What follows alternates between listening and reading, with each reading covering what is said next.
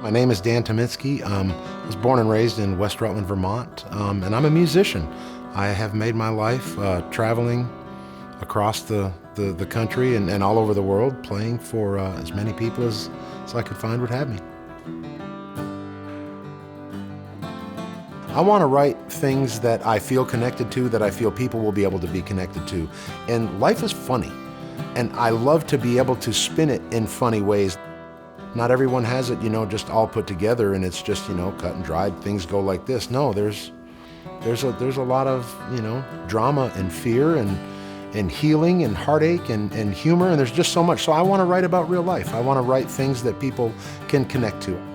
For the most of the songs that I write, I really try to be conscious that people can make those songs their own through their own experiences, matching, my take on these songs. I think what is interesting about Man of Constant Sorrow was that they had such a vision, and when I say they, I mean T-Bone Burnett and Joel and Ethan Coen, the Coen brothers.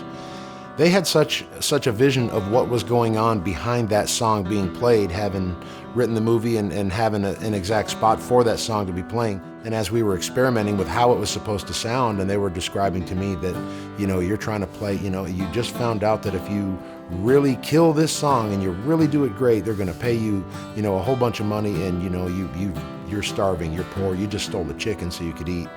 They said, you're trying to basically play rock and roll. It just hasn't been invented yet, but you're trying to just tear it up. And when they said, you just stole a chicken, and I thought, what does stealing a chicken music sound like?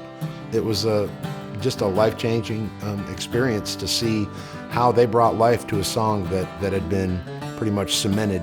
It's been amazing to see the boundaries that it touched, because it really did step outside of just that bluegrass field. And I mean, I remember after Oh Brother, that phenomenon happened. I mean, our entire demographic changed of the people that came out to our concerts.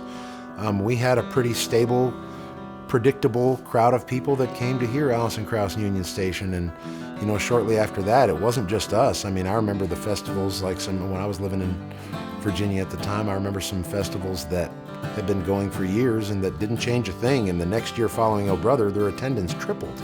They put no more money in it. They didn't pay any more for bands. They changed nothing. It was just somehow that music reached so far. And hats off to the Coens and T-Bone for putting that kind of passion in a project and pushing it in such a way that it got to really speak like other recordings like that never had a chance to. As far as my solo records go, I think I've put out 3 different solo records, and I have an EP that's, so we'll say 4 projects that I've put out. It's interesting because throughout my career, I've never really sought to be a solo performer. It really wasn't something that I set my sights on.